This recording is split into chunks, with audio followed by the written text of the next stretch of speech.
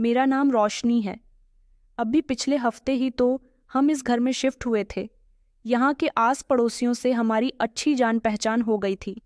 मेरी शादी अभी 4 महीने पहले ही हुई थी। मेरा अपनी ससुराल में अपनी सास से झगड़ा हो गया था। वो मुझे बहुत तंग किया करती थी। हमारे पड़ोस में कुछ ही दूरी पर एक आदमी रहता है और उनके साथ 20 साल की जवान और सुंदर लड़की रहा करती थी। उनका घर हमारे घर के बिल्कुल बराबर वाला था। अब हम लोग यहाँ मोहल्ले में नए नए आए थे। मेरे पति तो काम के लिए सुबह घर से निकल जाते थे।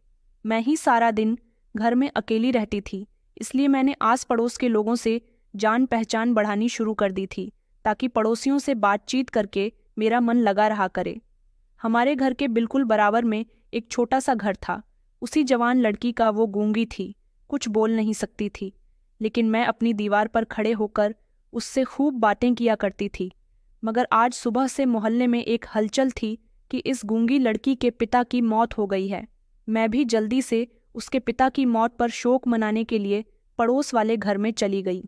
मैं पीछे दीवार के साथ बैठी बड़े गौर से उस लड़की निवेदिता को देख रही थी। लड़की बिल्कुल भी ठीक नहीं लग रही थी। बार बार मेरे दिमाग में एक ही ख्याल आ रहा था। मैं जैसे तैसे ख्याल को अपने दिमाग से निकालना चाहती थी। उसकी तबीयत मुझे कुछ ठीक नहीं लग रही थी। मुझे मोहल्ले के लोगों से पता चला था कि इस घर में सिर्फ ये दोनों बाप बेटी ही रहते हैं। लड़की गूंगी है, इसलिए खामोश रहती है, मगर इशारों से बातें कर लिया करती थी। अब अचानक मुझे एक नई खबर पता चली कि वो गर्भवती है। ऐसा कैसे हो सकता है? वो तो कुंवारी थी और बिना शादी के लड़की गर्भवती कैसे हो सकती है? उसकी कंडीशन भी ऐसी ही थी जैसे गर्भवती औरतों की होती है। जब लगातार एक ही बात मेरे दिमाग में जड़ पकड़ चुकी थी, मैंने कहा कि नहीं नहीं, ऐसा नहीं हो सकता, मुझे ऐसा नहीं सोचना चाहिए। मगर निवेदिता जिस इंसान के साथ रहती थी, वो इसका पिता है। उसके मरने पर वो एक तरफ खामोशी पर क्यों बैठी हुई थी, रो क्यों नहीं रही थी? आमतौर पर जब माता या पिता में से कोई भी मरता है तो बच्चे तड़प तड़प कर रोते हैं। निवेदिता के चेहरे पर रिएक्शन तो बड़े ही अजीब थे। वो बिल्कुल खामोश थी।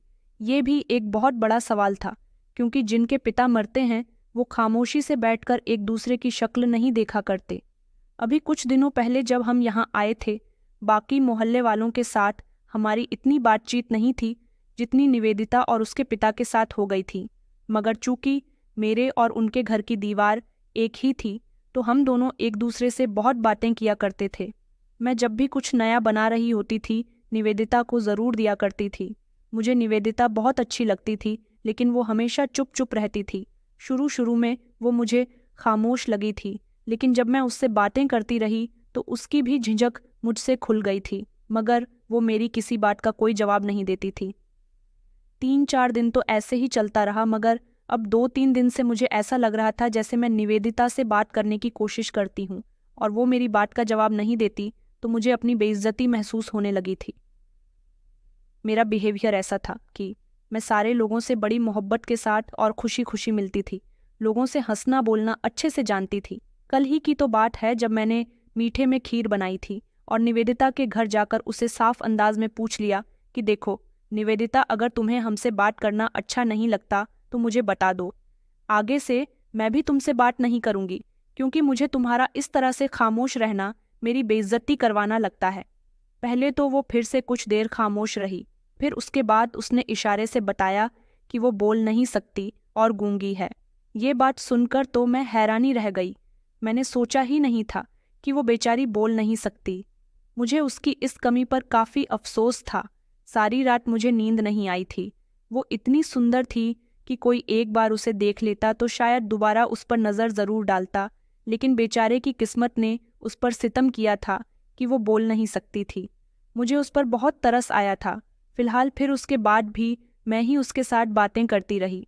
वो काफ़ी देर तक इशारों से मुझसे बातें करने की कोशिश करती रही, मगर मैं उसके इशारे समझ ही नहीं पाई थी। पहली बार था शायद, इसीलिए मुझे उसकी कोई बात समझ ही नहीं आई थी, लेकिन मैंने उसे ऐसा महसूस नहीं होने दिया था कि मुझे उसकी कोई बात समझ नहीं आ रही। मैं बार बार अपनी गर्दन हिला रही थी ताकि उसको बुरा ना लगे, और अगली ही सुबह मुझे ये खबर मिल गई कि उसके पिता की मौत हो गई। तब भी वो बड़ी संभली हुई लग रही थी, जिस पर मुझे बड़ी हैरानी हो रही थी, लेकिन मैंने इस बात पर ध्यान नहीं दिया। दूसरी तरफ मोहल्ले के कुछ ड्रामेबाज औरतें ऐसे दहाड़े मार मार कर रो रही थीं जैसे निवेदिता के पिता उनके बहुत खास रिश्तेदार लगते थे। इस बात पर मुझे बहुत हंसी आ रही थी, लेकिन मैं यहाँ शोक मनाने के लिए आई थी, हंसने के लिए नहीं। मैंने बड़ी मुश्किल से अपनी हंसी पर कंट्रोल किया। निवेदिता के पिता की अंतिम विदाई शुरू हो गई। उनकी चिता को श्मशान घाट ले जाया जा रहा था। तब भी मैंने देखा कि निवेदिता ने आगे बढ़कर एक बार भी अपने पिता को नहीं रोका, उनके लिए अपनी आंखों से एक भी आंसू नहीं टपकाया। बस वो तो एक तरफ खामोशी से वैसे ही बैठी रही जैसे बैठी हुई थी, मगर उसकी आंखों के नीचे काले घेरे थे। उसका शरीर बहुत कमजोर लग रहा था। ऐसा लग रहा था जैसे उसकी तबीयत ठीक नहीं है। मैं सोच रही थी कि मैं उसे डॉक्टर के पास लेकर ज़रूर जाऊंगी। मोहल्ले की औरतें जिस तरह की बातें कर रही थीं, मुझे उन पर ध्यान नहीं देना चाहिए था। किसी लड़की की तबीयत का अंदाज़ा लगाकर ये पता नहीं किया जा सकता कि वो गर्भवती है या नहीं। मोहल्ले की औरतें बहुत फालतू बातें किया करती थीं। निवेदिता के पिता का अंतिम संस्कार हो गया तो मोहल्ले में एक अजीब सा शोर मचा। मोहल्ले की सारी औरतें एक तरफ जमा हो गई थीं। मैं भी इंटरेस्ट लेते हुए उन लोगों के बीच जाकर खड़ी हो गई तो पता चला कि निवेदिता बेहोश पड़ी हुई है। भीड़ निवेदिता के घर के दरवाजे के बाहर थी। वे फौरन निवेदिता के घर के अंदर गई। वो जमीन पर लुढ़की हुई थी। सब लोग खड़े के खड़े उसे देख रहे थे। किसी में इतनी हिम्मत नहीं थी कि उस बच्ची को उठाकर बिस्तर पर लिटा दे। ये तो होना ही था। पिता का दुख तो दुखी होता है। सब खड़ी उस पर बेचारी बेचारी कर रही थी, मगर कोई मदद के लिए आगे नहीं आया। वह जल्दी से आगे बढ़ी। सबसे पहले मैंने अपनी ताकत के साथ उसे बिस्तर पर पहुंचाया, उसे जगाने की कोशिश की। एक औरत ने जल्दी से मुझे ग्लास में पानी दिया। मैंने पानी की छींटें उसके मुंह पर डाली। तब वो बेचारी होश में आई थी। मुझे उसकी तबीयत ठीक नहीं लग रही थी। मैंने सोचा कि मुझे इसे डॉक्टर के पास लेकर जाना चाहिए। पहले सोचा कि डॉक्टर को घर ही बुला लेती हूँ, फिर सोचा कि रहने दूँ। ये मोहल्ले की औरतें न जाने यहाँ डॉक्टर के आने से कैसी कैसी बातें बनाएंगी। मैं निवेदिता को पास के ही किसी क्लिनिक पर ले जाती हूँ। ये सोच मेरे दिमाग में आते ही मैं एक दो लड़कियों की मदद से उसे क्लिनिक तक ले आई थी। डॉक्टर ने जब उसका चेकअप किया तो मुझे बताया कि ये लड़की प्रेग्नेंट लगती है। ये खबर सुनकर मेरे होश उड़ गए। इसका मतलब कि मोहल्ले की पुरानी और बूढ़ी औरतें जो अंदाज़ा लगा रही थीं वो बिल्कुल सही था। लेकिन फिर भी डॉक्टर ने कहा कि अपने दिल के शक के लिए हम एक बार चेकअप कर लेते हैं। डॉक्टर ने चेक किया तो चौंक कर कहने लगी कि इसको तो 3 महीने की प्रेगनेंसी है, पर बच्चे भी बहुत कमज़ोर हैं। ये सुनकर सच में मेरे होश उड़ गए थे, क्योंकि जब से मैं वहाँ पर रह रही थी उसने कभी नहीं बताया था कि वो शादीशुदा है या फिर ऐसी कोई बात है। और मोहल्ले की औरतें भी यही कह रही थीं कि ये तो कुंवारी है और अपने पिता के साथ अकेली इस घर में रहती थी। मैं क्या, हर कोई उसे कुंवारी समझ रहा था। लेकिन फिर ये 3 महीने का बच्चा ये कहाँ से आ गया? वो अभी तक खामोश थी। कमजोरी की वजह से डॉक्टर ने उसे ड्रिप लगा दी थी और कहा था कि जब ड्रिप खत्म हो जाएगी तभी अपने घर जाना, इससे पहले मत जाना। मैं भी खामोशी से वहीं बैठ गई थी। उसके इलाज का खर्चा भी मैंने अपने पास से उठा लिया था, क्योंकि दूसरों की मदद करने के लिए तो मैं हमेशा तैयार रहती थी। अगर उसका कोई शहर में रिश्तेदार होता तो मैं वहां उसे छोड़कर जा सकती थी, मगर इस समय वो बेबस और मजबूर थी। भले से ही वो गुनहगार भी थी, मगर मुझे उसकी मदद करनी थी। काफ़ी देर बाद जब उसकी ड्रिप खत्म हुई तो तब जाकर निवेदिता की आंख खुली थी। मैं उसे अस्पताल से घर ले आई। मेरे दिल में तरह तरह के ख्याल आ रहे थे, मगर मैं अभी इस समय से कुछ नहीं पूछना चाहती थी, क्योंकि कुछ देर पहले ही तो उसके पिता का अंतिम संस्कार हुआ था। घर ले जाकर मैंने उसे एक नींद की गोली दे दी और सुकून से सोने के लिए कहा। वो अपने घर जाकर बिस्तर पर सो गई थी। अभी कुछ ही देर हुई थी। मुझे अपने घर पर आए हुए जब मुझे हल्का हल्का शोर सुनाई दिया, वापस मैंने जाकर देखा तो निवेदिता जाग रही थी और बुरी तरह से घबराई हुई थी। ऐसा लगता था जैसे उसने कोई डरावना या कोई बुरा सपना देख लिया हो, जिसकी वजह से वो जाग गई। मैं उसके पास गई और कहने लगी कि क्या बात है निवेदिता, क्या हुआ? तुम्हें ऐसे क्यों कर रही हो? तुम्हें कुछ चाहिए क्या? ये सुनकर वो मेरे गले से लगकर बुरी तरह से रोने लगी। मैंने उसे बड़ी मुश्किल से चुप करवाया था। उसने अलमारी से एक तस्वीर निकालकर मेरे सामने रख दी और उस पर बार बार हाथ मारकर इशारा करने लगी। मैं समझ सकती थी कि उसे अपने पिता की कमी महसूस हो रही है। वैसे भी वो अपने पिता के साथ ही तो अकेली रहती थी, उनके अलावा उसका इस दुनिया में कोई नहीं था। अब वो भी चले गए थे। मैं उसे जितनी तसल्ली हो सकती थी देती रही, फिर उठकर अपने घर चली आई ताकि उसके लिए खाने का कोई बंदोबस्त कर सकूं। मैंने रात का बचा हुआ खाना लाकर उसे दे दिया, जिसे खाने के बाद वो काफ़ी हद तक सुकून से होकर वापस बिस्तर पर लेट गई। फिर मैंने उसे दोबारा से वही सवाल पूछा जो मेरे दिल में न जाने कितनी बार आ चुका था। उसे सुनाई तो बिल्कुल साफ देता था। ये बात मैं बहुत अच्छे से जानती थी, इसलिए मैंने सुकून से बात करनी शुरू की। मैंने कहा कि मैं जानती हूँ कि अभी कुछ समय पहले तुम बेहोश हो गई थीं। उसने हाँ, मैं गर्दन हिलाई। मैंने कहा, तुम्हें पता है कि डॉक्टर ने क्या बताया? इस पर वो अचानक परेशान हो गई, मगर साथ ही अपनी गर्दन इधर उधर हिलाने लगी। तो मैंने उसे बता दिया कि तुम 3 महीने की गर्भवती हो। ये सुनकर वो एकदम से निःशब्द हो गई थी। उसके चेहरे पर घबराहट भरे एक्सप्रेशन देखकर मुझे सब अंदाजा हो रहा था कि ये खबर उसके लिए नई है। वो नहीं जानती कि वो 3 महीने से प्रेग्नेंट है। मैंने उसे कहा कि निवेदिता, क्या तुम शादीशुदा हो? मैंने अपने वहम को दूर करने के लिए उससे ये सवाल पूछा। पहले तो वो रुक गई, फिर धीरे से इनकार में गर्दन हिलाने लगी। मुझे बड़ा दुख हुआ था कि पता नहीं कौन इस लड़की के साथ इतना बड़ा पाप करके चला गया। मैंने धीरे से उससे पूछा, क्या तुम अपने मुजरिम को जानती हो? तो वो फिर से कुछ देर खामोश रही। मैंने कहा, बताओ निवेदिता, क्या तुम अपने मुजरिम को जानती हो? देखो, मोहल्ले की औरतों को तो पहले ही इस बात पर शक है, मगर अब तो डॉक्टर ने भी ये बात क्लियर कर दी है। मैं तुम्हारी मदद करने के लिए तैयार हूँ। अगर इस बच्चे के पिता का पता चल गया तो हम उस इंसान से लड़ सकते हैं। ऐसे तो जिंदगी नहीं गुजरेगी। देखो, यहाँ पर तुम्हारे पास कमाने वाला भी कोई नहीं है और आगे बच्चा भी हो जाएगा। कौन पालेगा इसको? और तुमको बताओ, क्या तुम इस दुनिया में भेड़ियों के बीच नौकरी कर सकोगी? इज्जत से जी सकोगी? इस बच्चे का पिता कौन है? मुझे बताओ, मैं तुम्हारी मदद करने के लिए बिल्कुल तैयार हूँ। हम उसे ढूंढने की कोशिश करेंगे। मैं जैसे जैसे बोलती जा रही थी, निवेदिता की आंखों में से आंसू बह रहे थे। मैंने नरमी से उसके आंसू साफ किए और फिर पूछा कि प्लीज़ बताओ, कोई तो इशारा दो। उसने अपने कांपते हुए हाथों के साथ अपने पिता की तस्वीर उठाई और उसकी तरफ इशारा करने लगी, जिसे देखकर मुझे लगा कि शायद वो कह रही है कि मेरे पिता मर गए और तुम मुझसे ऐसे सवाल पूछ रही हो।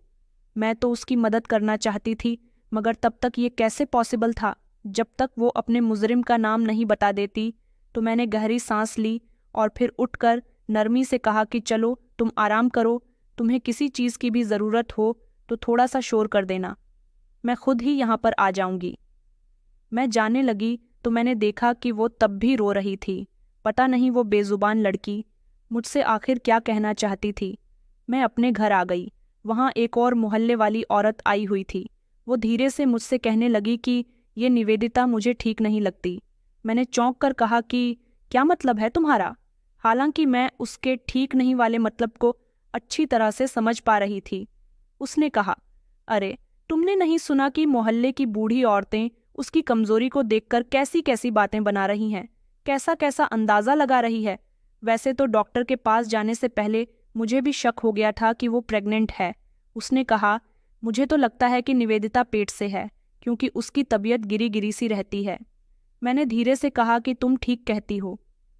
डॉक्टर ने भी कुछ ऐसा ही बताया कि वो 3 महीने की गर्भवती है, मगर तुम ये बात किसी को मत बताना।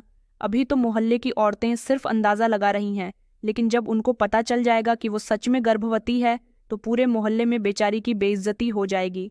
लोग पता नहीं क्या क्या समझेंगे। बस यहीं पर मुझसे गलती हो गई थी। अगर मैं चाहती थी कि वो ये बात किसी को ना बताएं तो पहले मुझे ही उसे सब कुछ नहीं बताना चाहिए था, मगर अब जो हो गया था उसे कौन रोक सकता था? मुझे नहीं पता था कि कैसे, मगर 2 दिन के अंदर अंदर पूरे मोहल्ले को पता चल गया था कि वो सच में गर्भवती है। और सिर्फ इतना ही नहीं, ये भी पता चल गया था कि 3 महीने की गर्भवती है। ये बात जब मेरे कानों तक पहुंची तो मैं उस पड़ोसन के घर गई और मैंने गुस्से से कहा कि ये सब कुछ तुमने क्या कर दिया? आखिर तुम्हें क्या ज़रूरत थी कि उस बेचारी मजबूर और बेबस लड़की की कहानी पूरे मोहल्ले को सुनाने की? वो बेचारी बोल नहीं सकती, कोई उसके साथ गलत काम करके चला गया तो बजाय उसका साथ देने के तुमने पूरे मोहल्ले में उसका भंडा फोड़ दिया। अरे तुम आज तक किसी का राज नहीं रख पाई तो कल तुम्हारा राज कौन रखेगा? वो मेरी बात पर शर्मिंदा होने की बजाय गुस्सा करते हुए कहने लगी, ये सब कुछ तो सबको पहले से ही दिख रहा था। ये जरूरी नहीं कि उसके साथ ही किसी ने गलत किया है। ये लड़की भी तो घर में अकेली रहती है। पिता सवेरे घर से निकल जाता था, रात को घर में दाखिल होता था। तो क्या पता इसका कहीं किसी से चक्कर हो या इसने किसी मर्द को अपने पीछे लगा रखा हो। तो फिर बताओ क्या जवाब है तुम्हारे पास? हमारे घरों में भी बेटियां हैं, उन पर क्या असर पड़ेगा? बस मैं अब नहीं रहने दूंगी उसे इस मोहल्ले में। उसे रहना है तो कहीं और जाकर रहे।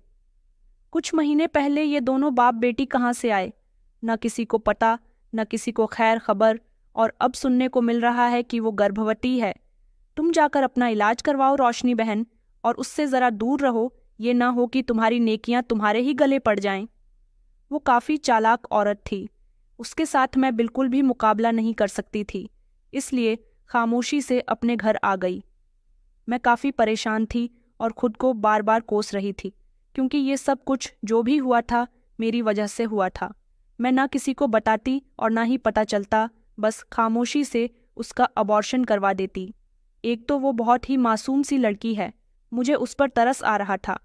कहाँ मैं उसकी मदद करने चली थी और कहाँ अब मैंने उसे ही मुश्किल में डाल दिया था। शाम के समय मुझे अचानक निवेदिता के घर में शोर सुनाई दिया। भागकर जब मैंने दीवार से देखा तो मोहल्ले वाले उसके घर में इकट्ठा थे। मैं जल्दी से उसके घर गई तो सारे मोहल्ले वाले शोर मचा रहे थे। उससे कह रहे थे कि अभी और इसी समय ये मोहल्ला छोड़कर चली जाओ। हम तुम जैसी कैरेक्टरलेस लड़की को अपने मोहल्ले में रहने नहीं देंगे। न तुम्हारे आने का पता है, न जाने का, न जाने तुम्हारा बीता हुआ समय कैसा है। वो लोग तो इससे भी ज़्यादा सख्त बातें कह रहे थे। मैंने सबको खामोश करने की बहुत कोशिश की और कहा कि ये बेचारी मासूम है, हम मिलकर इसका मुजरिम ढूंढते हैं। मगर मोहल्ले वाले उल्टा मेरे ही पीछे पड़ गए और कुछ ही देर में मुझे भी ये फैसला सुनने को मिला कि तुम जो इसकी ज़्यादा हिमायत ले रही हो, इस हिसाब से तुम्हारा भी इस मोहल्ले में रहना ठीक नहीं है। इसके साथ ही तुम भी यहाँ से चली जाओ। मैं उनकी बात सुनकर हैरान रह गई थी। मैं उन्हें समझाने की कोशिश कर रही थी, वो उल्टा मुझ पर ही चढ़ने लगे। मैंने कहा कि नहीं, आप लोग मुझे ऐसे नहीं निकाल सकते। इतने में ही मेरे पति भी वहाँ पर आ गए, तो वो लोग मेरे पति से भी झगड़ा करने लगे और उन्होंने मेरे घर का सामान निकालकर फेंकना शुरू कर दिया। एक ही लम्हे में ये नए मोहल्लेदार हमारे जानी दुश्मन बन गए। मैं निवेदिता की मदद करते करते खुद मुसीबत में फंस चुकी थी। शाम तक हम सब वहाँ से चले गए। मैंने निवेदिता को भी अपने साथ ले लिया था। मेरे पति भी मेरी ही तरह दूसरों की मदद करने वाले इंसान थे, इसलिए उनको भी मोहल्ला छोड़ना ही ज़्यादा बेहतर लगा। अब निवेदिता की खातिर मैं घर से बेसहारा हो गई थी, तो फिर अब मैं उसकी पूरी मदद करना चाहती थी। हम सब गली में खड़े हुए थे। मैंने अपनी बहन को फ़ोन कर दिया था कि मैं तुम्हारे घर आ रही हूँ, बस हम रिक्शा का इंतज़ार कर रहे थे। तभी उस गली में एक बड़ी सी काले रंग की गाड़ी आकर रुकी। उसमें से एक औरत और एक आदमी बाहर निकले और तेज़ी से निवेदिता के पास जाकर उससे कुछ पूछने लगे। वो हमसे थोड़ी अलग खड़ी हुई थी, इसलिए उन लोगों की बातें हम नहीं सुन पा रहे थे। सारे मोहल्ले वाले अपने अपने दरवाज़ों पर खड़े हुए थे ताकि हमें वहाँ से भेजकर ही दोबारा अपने घर में जा सके। वो मुझे भी इतनी आसानी से वहाँ से नहीं निकाल सकते थे। अगर मेरा घर किराए का ना होकर अपना ही होता तो उन्होंने मकान मालिक को भी धमकी दी थी कि उसने हमसे एक घर खाली नहीं करवाया तो अंजाम का जिम्मेदार वो खुद होगा। इसलिए मकान मालिक ने भी हम पर घर खाली करने का प्रेशर बनाया था। लेकिन जब वो बड़ी गाड़ी वाले मर्द और औरत निवेदिता से बात करने लगे तो सारे मोहल्ले वाले खामोशी से खड़े रहे। साफ दिखाई दे रहा था कि उनकी हवा खराब होने लगी है। उस बड़ी गाड़ी वाले आदमी ने कहा कि चलो हमारे साथ। ये शब्द सुनकर मैं हैरान रह गई थी। निवेदिता ने जाने से इनकार कर दिया। साथ ही वो मेरी तरफ इशारा करते हुए कहने लगी, तो वो औरत शायद समझ गई थी, इसलिए उसने मुझे और मेरे पति को गाड़ी में बैठने को कहा। मैंने अपने पति की तरफ देखा। वो कहने लगे कि निवेदिता गाड़ी में बैठ रही है तो हम भी बैठ जाते हैं। हम लोग गाड़ी में बैठ गए तो वो औरत मोहल्ले के लोगों की तरफ देखकर कहने लगी कि तुम लोगों ने जो कुछ किया है अच्छा नहीं किया। मैं तुम सबकी पुलिस में कंप्लेंट दर्ज करवाऊंगी। जब तुम्हें तुम्हारे घरों से पुलिस लेकर जाएगी तब भी इतना ही बेफिक्र रहना। उस औरत की बात पर अभी भी वो सन्नाटा था। फिर एक दो आदमी आगे बढ़े और कहने लगे कि माफ़ करना मालकिन, निवेदिता को उतार दीजिए, हमें कोई परेशानी नहीं है। इसके यहाँ रहने से हम तो मोहल्ले की औरतों की बातों में आ गए थे। उनको देखकर बाकी लोग भी घबराकर निवेदिता को वहाँ रहने के लिए कहने लगे, मगर वो औरत पहले से ज़्यादा गुस्से में आ गई। उसने कहा कि अब ये लोग हमारे साथ जा रहे हैं और तुम लोग अब पुलिस का इंतज़ार करो। तुम लोगों ने एक मासूम बच्ची के साथ साथ इन शरीफ लोगों पर भी इल्ज़ाम लगाया जो इस बच्ची की मदद कर रहे हैं। उस औरत ने हमारी तरफ इशारा करते हुए कहा तो वह हैरान रह गई। मतलब कि खड़े खड़े ही निवेदिता ने उस औरत को पूरी बात बता भी दी थी, लेकिन वो कौन थी? मैं यही सोच रही थी। लोग हंगामा करने लगे कि वो निवेदिता को कहीं नहीं जाने देंगे, लेकिन वो औरत जो भी थी बहुत ही हिम्मत वाली थी। उसने पुलिस को फ़ोन मिलाया और बताया कि इस मोहल्ले के लोग इस बच्ची को डरा रहे हैं। पुलिस वालों ने कहा कि मैडम, अगर वहाँ के हालात कंट्रोल नहीं हो रहे तो क्या हम वहाँ आ जाएं? उस औरत ने मोहल्ले वालों की तरफ देखा जो ऑन स्पीकर से पुलिस वालों की बातें सुन रहे थे। वो जो काफ़ी देर से रास्ता बंद करके खड़े थे, एकदम ही पीछे हट गए और जगह छोड़ दी। उसने पुलिस वालों से फ़ोन पर कहा कि अभी आपके आने की ज़रूरत नहीं है, मैं बता दूंगी कि आपको कब यहाँ आना है। इतना कहकर उन्होंने फ़ोन बंद कर दिया। उसके बाद गाड़ी चलने लगी थी। मैं नहीं जानती थी कि औरत कौन है और हमें कहाँ पर लेकर जा रही है। मुझे लगा कि शायद ये निवेदिता की कोई रिश्तेदार है। तभी हम दोनों पति पत्नी भी गाड़ी के अंदर सुकून से बैठे हुए थे। कुछ देर के बाद गाड़ी एक बड़े से घर के पास रुकी। जब हम अंदर गए तो घर बहुत ही बड़ा और सुंदर था। ऐसे घर मैंने अपनी ज़िंदगी में शायद पहली बार देखा था। हमें हॉल में बिठाकर उस औरत ने नौकरानी से कहा कि पहले चाय लेकर आओ, फिर खाना लगाना, और खुद अपने कमरे में चली गई। मेरे पति मोबाइल में बिजी हो गए। मैं जल्दी से निवेदिता के करीब गई और उससे कहने लगी कि तुम्हारे रिश्तेदार इतने अमीर हैं, तुमने बताया तो नहीं? मेरी बात पर उसने इनकार कर दिया। मेरी बात पर उसने नहीं, मैंने गर्दन हिलाई तो मैं बड़ी हैरान हो गई कि भला इसका क्या मतलब। मैंने कहा कि औरत, रिश्तेदार ही है ना तुम्हारी, लगता है काफ़ी करीब का रिश्ता है तुम्हारा इनके साथ। अब की बार निवेदिता ने फिर से गर्दन हिलाई, जिस पर मैं चौंक गई। मैंने कहा, इसका मतलब कि तुम्हारी रिश्तेदार नहीं है? उसने फिर नहीं में गर्दन हिलाई।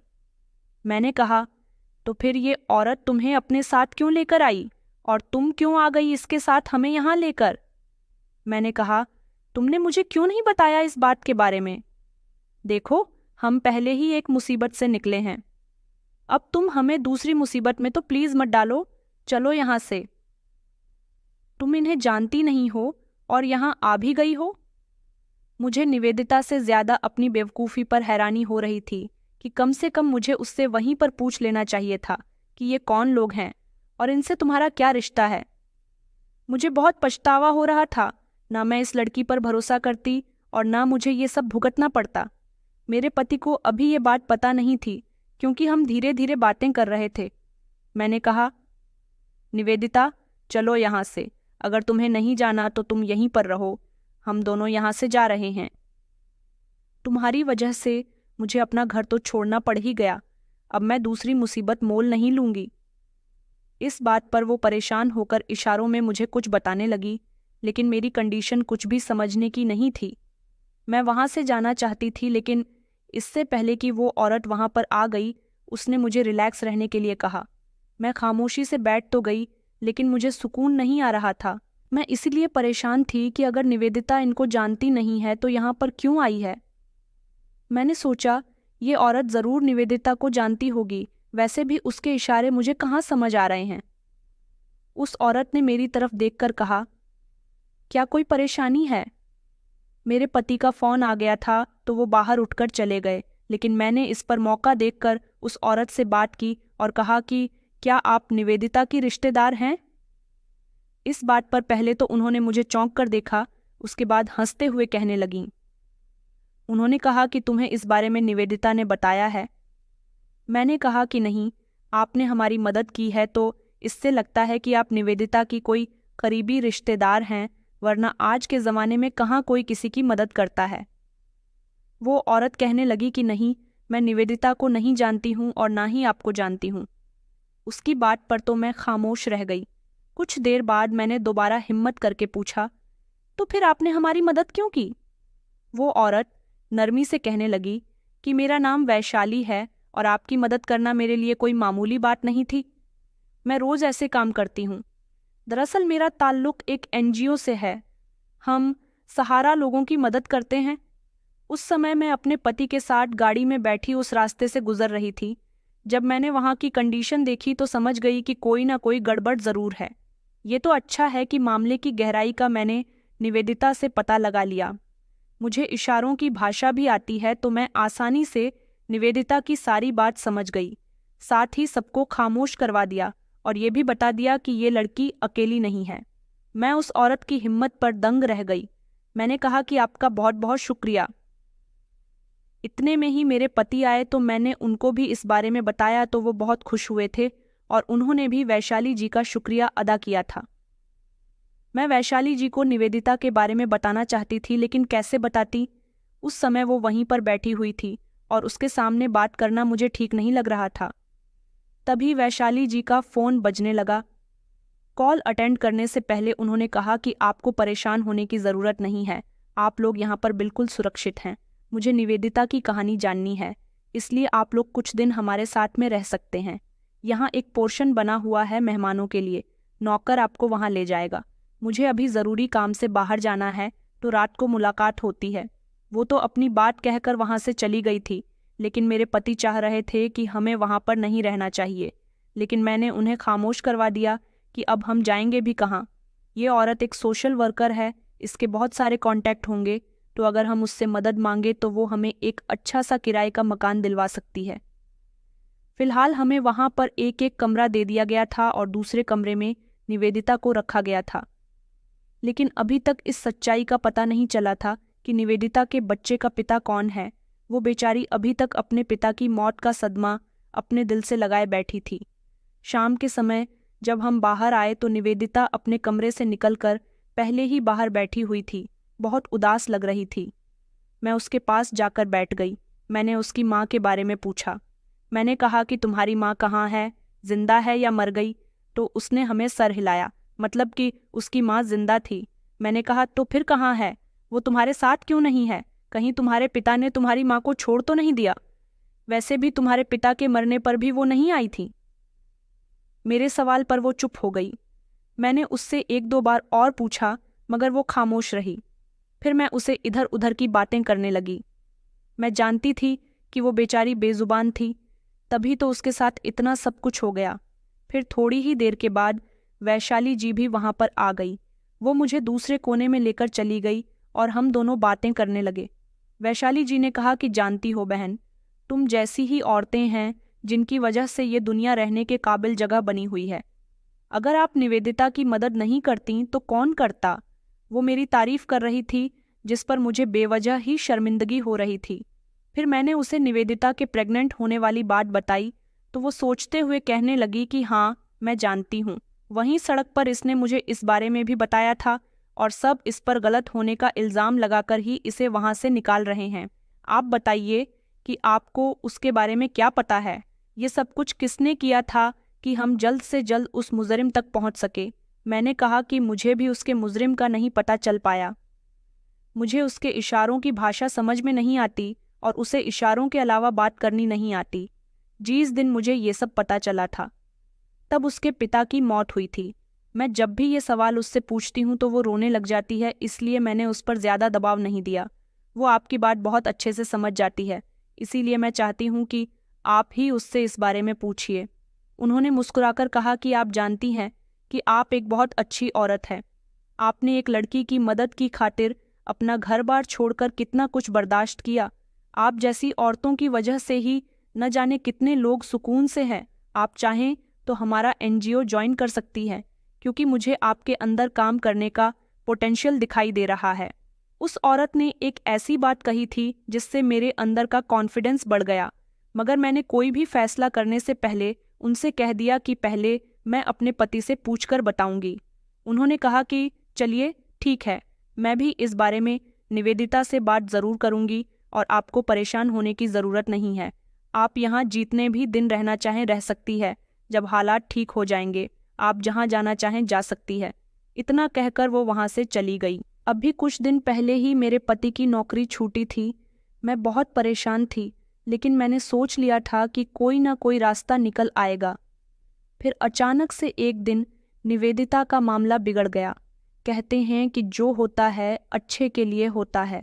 तभी मैंने सोचा था कि एनजीओ में काम करूंगी। यही सोच सोचकर मुझे खुशी हो रही थी और मैं जल्दी से अपने पति के पास चली गई ताकि उनको बता सकूं। इस बारे में मुझे पूरा भरोसा था कि वो मुझे मना नहीं करेंगे, मगर फिर भी पूछना तो ज़रूरी था।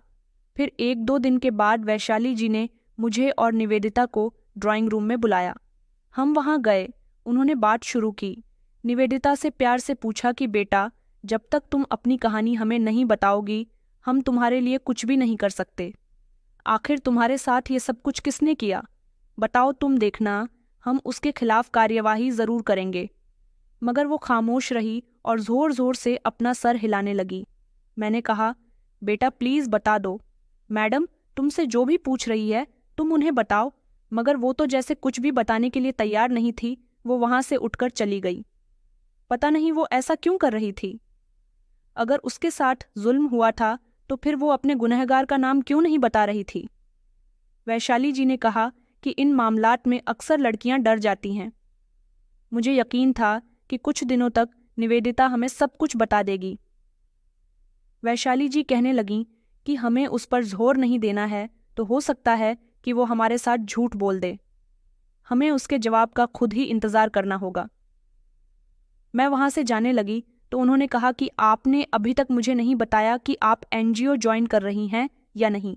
मैं खामोश रही तो उन्होंने कहा कि हमारा एनजीओ बाकी एनजीओ की तरह काम नहीं करता। हम कानून का साथ लेकर और सुकून से काम करते हैं।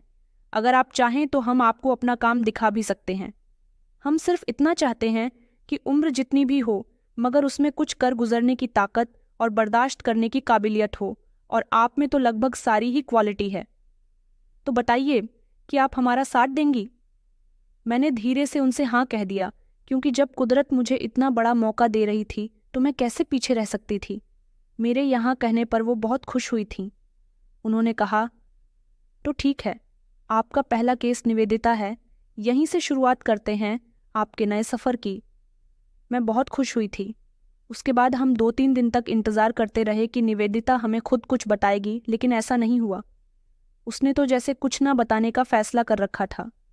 वो कुछ भी नहीं बोलती थी। मैं कोई बात कर लूँ तो इशारे से जवाब दे दिया करती थी, वरना खामोशी से एक तरफ बैठी रहती थी। एक दिन मैं अपने कमरे में बैठी हुई थी जब वो चलती हुई मेरे पास आई और रोने लगी। मैंने हैरानी से पूछा कि क्या हुआ? निवेदिता, क्या बात है, क्यों रो रही हो? क्या तुम्हें कुछ चाहिए? ये किसी ने तुम्हें परेशान किया तो इसने इनकार कर दिया और दवाइयों की तरफ इशारा करने लगी, जिससे मैं समझ गई कि वो क्या कहना चाह रही है। मैंने कहा, क्या तुम्हें दवाइयाँ चाहिए? तुम इस बच्चे को ख़त्म करना चाहती हो? मैंने सीरियस होकर पूछा तो वो हाँ में गर्दन हिलाकर रह गई। इस बात पर मैंने गहरी सांस ली और कहा, क्या तुम जानती हो कि तुम्हारी कंडीशन ऐसी नहीं है कि तुम इस बच्चे को ख़त्म कर सको? लेकिन वो खामोश रही। मैंने फिर से कहा कि निवेदिता, अब बहुत टाइम गुजर चुका है, ये फैसला जल्दी लेना होता है। लेकिन जब इस बात का पता चला तो काफ़ी देर हो चुकी थी।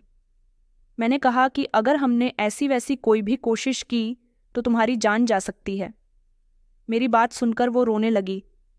उसकी आंखों में आंसू देखकर मुझे अपने दिल में दर्द महसूस हुआ।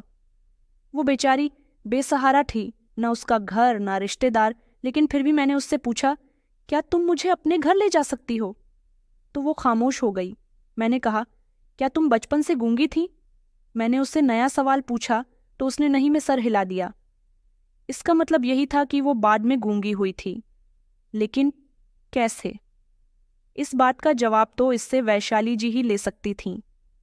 मैंने वैशाली जी से जब इस बारे में बात की तो उन्होंने भी वही कहा जो मैंने कहा था कि फिक्र मत कीजिए, हम इस बच्चे के लिए कोई ना कोई रास्ता निकाल लेंगे। हमारे पास कुछ पेरेंट्स ऐसे हैं जो निबर्स संतान हैं और संतान के लिए तड़प रहे हैं। उनसे कांटेक्ट करने के बाद ये बच्चा हम उन्हें दे देंगे। निवेदिता भी मासूम है, उसे हमें इस दुनिया के लिए तैयार करना होगा और आपको इसमें मेरी मदद करनी होगी। मैंने वैशाली जी से कहा कि जी क्यों नहीं, मैं आपकी पूरी मदद करूंगी। काफ़ी दिन हो गए थे, हम उनके घर के ही एनेक्सी में रह रहे थे। मैंने उनसे बात की और कहा कि हमें कोई भी किराए का छोटा सा घर ढूंढने में हमारी मदद कीजिए, हम आपके घर में और नहीं रह सकते।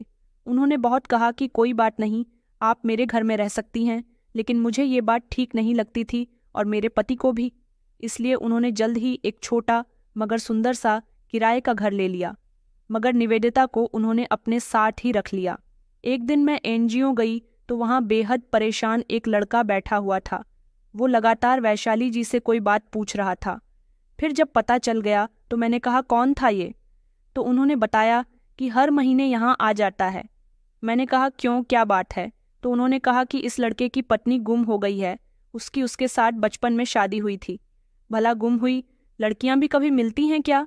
हमने तो अपने हिसाब से बहुत कोशिश कर ली, लेकिन उसकी पत्नी नहीं मिली। वो हर महीने यहाँ आ जाता है, उसके बारे में कोई ना कोई बात पूछने की कोशिश करता है।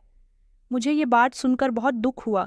मैंने कहा कि कोई भी इशारा नहीं मिला कि वो लड़की कहाँ जा सकती है। उन्होंने कहा कि नहीं, वो लड़की खुद नहीं भागी थी, बल्कि उसके माता पिता ने उसे बेच दिया था। आज के दौर में भी ऐसा होता है, मगर मुझे यकीन नहीं आ रहा था। वैशाली जी काफ़ी कॉन्फिडेंस के साथ ये बात बता रही थीं, क्योंकि उनके लिए ये बात नई नहीं थी। उन्होंने ऐसे बहुत सारे केसेस देखे थे। मैं जब कैबिन से बाहर आई तो मैंने देखा कि वो लड़का अभी भी बाहर खड़ा हुआ था। मैं उसके पास गई और मैंने कहा कि तुम मुझे पूरी बात बताओ, हो सकता है कि मैं तुम्हारी कुछ मदद कर दूं। उसने कहा कि मैंने आपको पहले यहाँ कभी नहीं देखा, शायद आप नई हैं। आपने बिल्कुल ठीक कहा। तो वो कहने लगा, जो काम यहाँ के पुराने लोग नहीं कर सके वो आप क्या करेंगी? मैं खामोश हो गई, क्योंकि वो बिल्कुल ठीक कह रहा था। न तो मेरी इतनी जान पहचान थी और न ही मेरा इतना बड़ा नाम कि मैं अपनी कोशिश के बावजूद इस लड़के की पत्नी को ढूंढ सकती। मैं वहाँ से जाने लगी तो उसने कहा कि अगर मेरी पत्नी नहीं मिली तो मेरे पेरेंट्स मेरी शादी किसी दूसरी लड़की से करवा देंगे, जो कि मैं बिल्कुल भी नहीं चाहता। वो रो रहा था और कह रहा था कि तुम कहाँ चली गई हो रिया। मुझे उस पर तरस आया, लेकिन मैं उसकी मदद नहीं कर सकती थी। मैंने उसे तसल्ली दी और कहा कि देखो बेटा, मैं यहाँ नई हूँ, लेकिन फिर भी तुम्हारी मदद करने की कोशिश करूँगी। अभी हम दोनों बात कर ही रहे थे जब वैशाली जी वहाँ पर आ गईं। उन्होंने हमें बात करते हुए सुन लिया, जिस पर वो नरमी से कहने लगीं कि ये ठीक कह रही है। अब हमारी मदद जितने लोगों की ली जा सके उतना ही अच्छा होता है। अभी तो एनजीओ के बंद होने का टाइम हो गया। तुम मेरे साथ चलो और रोशनी जी आप भी मेरे साथ मेरे घर चलिए। वहाँ चलकर कुछ मीटिंग करनी है और मैं आपको पूरी सिचुएशन बता देती हूँ, क्योंकि हमारे पास और भी बहुत सारे केस पड़े हुए हैं। मुझे वैशाली जी को देखकर बहुत खुशी हुई थी, क्योंकि वो एक बहुत अच्छी औरत थीं। एनजीओ बंद हुआ तो हम लोग वैशाली जी के घर आ गए थे। वो हमें सीधा ड्राइंग रूम में ले गईं और वहाँ जाकर मुझे अभय के केस के बारे में बताने लगीं कि उसके परिवार का निवास कहाँ था, कि वहाँ बच्चों की शादियाँ बचपन में ही कर दी जाती थीं। उसकी शादी भी रिया नाम की लड़की के साथ बचपन में ही हो गई थी, मगर जब रिया 14 साल की थी तब उसके घर के हालात अचानक बिगड़ गए, जिसकी वजह से उसके पिता पर काफ़ी सारा कर्जा हो गया था। शायद किसी बनिए का कर्जा था। कर्ज वक्त के साथ साथ बढ़ गया तो रिया के पिता उसका कर्ज उतारने के काबिल नहीं रहे, तो उन्होंने छुपकर एक दिन उस आदमी को अपनी बेटी ही बेच दी। मगर जब बार बार अभय के परिवार वालों ने रिया की फैमिली से पूछा कि उनकी बेटी कहाँ है, तो वो टालते रहे और ये कहते रहे कि रिया अपने किसी रिश्तेदार के यहाँ गई हुई है। और फिर जब बहुत समय गुजर गया तो उसके परिवार वालों ने कह दिया कि हमें अपनी बेटी के बारे में कुछ नहीं पता। और तब से ही अभय अपनी पत्नी को बार बार ढूंढ रहा है, क्योंकि रिया के पिता खामोश थे। वो किसी सवाल का कोई जवाब नहीं दे रहे थे। रिया के 18 साल के होने के बाद उसे विदा होकर अपने ससुराल आना था। फिर जब अभय के परिवार वालों ने रिया के पिता पर दबाव बनाया तो फाइनली उन्होंने बता दिया कि मैं अपना कर्ज उतारने की वजह से अपनी बेटी को बेच चुका हूँ। बस तभी से ही अभय और उसके परिवार वाले रिया को जगह जगह ढूंढ रहे हैं, क्योंकि जिस आदमी के हाथ रिया को बेचा गया था उसके बारे में भी कभी कुछ पता नहीं चल सका। वैशाली जी ने बताया कि किसी इंसान को ढूंढना मुश्किल होता है, लेकिन नामुमकिन नहीं। हमने हर तरह से कोशिश कर ली थी रिया को तलाश करने की, लेकिन उसका कोई डेटा ही नहीं था, तो हम उसे कैसे तलाश करते। यहाँ तक कि पुलिस भी इस मामले में कुछ नहीं कर सकी। और अब तो काफ़ी समय हो गया। जिस समय रिया को बेचा गया था उस समय वो बच्ची थी। सारी बात सुनने के बाद मैं पूरी तरह से खामोश हो गई। मेरा सारा भ्रम टूट गया था। मैं भी कुछ नहीं कर सकती थी। वैशाली जी ने कहा कि अब आप बताइए कि आप इस केस को किस तरह से हैंडल करेंगी। मेरे पास कोई जवाब नहीं था। इससे पहले मैं कुछ कहती, इतनी ही देर में अचानक किसी के गिरने की आवाज़ आई। हम तीनों ने फौरन ही पीछे पलटकर देखा तो निवेदिता दरवाजे पर बेहोश पड़ी हुई थी। हम तीनों उसके पास गए और जब उसे सीधा किया तो अभय जोर से कहने लगा कि ये तुम मेरी रिया है। रिया, उठो, तुम ठीक हो ना? तुम कहाँ चली गई थी? वो बार बार उसे जगाने की कोशिश कर रहा था, जबकि मैं और वैशाली जी पीछे खड़े हैरानी से ये सब कुछ देख रहे थे। क्या वो रिया थी? हम दोनों के दिमाग में ये सवाल गूंज रहा था, लेकिन वो रिया नहीं थी। वो तो निवेदिता थी। हो सकता है कि अब वह हमारे साथ झूठ बोल रहा हो। मैंने वैशाली जी की तरफ देखा तो उन्होंने मुझे चुप रहने का इशारा दिया। मैं भी खामोश हो गई। अभय की हालत तो बहुत खराब हो रही थी। उसके चेहरे पर पसीने के साथ साथ उसकी आंखों में ढेर सारे आंसू भी थे। वो बार बार उसके चेहरे को ठपठपा रहा था, बार बार रिया का नाम ही पुकार रहा था। वो कह रहा था कि आज मैं ऊपर वाले के आगे रो रो कर प्रार्थना करके आया था कि काश तुम मुझे मिल जाओ, और देखो आज मेरी प्रार्थना पूरी भी हो गई। उठो रिया। वो बुरी तरह से पागल हो रहा था। वैशाली ने उसे प्यार से पीछे हटाया और सहारा देकर निवेदिता को सोफे पर लिटाने के बाद डॉक्टर को बुलाया तो डॉक्टर ने बताया कि लड़की का ब्लड प्रेशर बहुत हाई हो गया था। ऐसी कंडीशन में ये नॉर्मल है। डॉक्टर के जाने के बाद अभय दीवाने जैसी हालत में कहने लगा, ऐसी हालत से डॉक्टर का क्या मतलब है? क्या ये प्रेग्नेंट है? उसके पूछने की जरूरत नहीं थी, क्योंकि निवेदिता का बड़ा हुआ पेट खुद ही ये सब कुछ बता रहा था।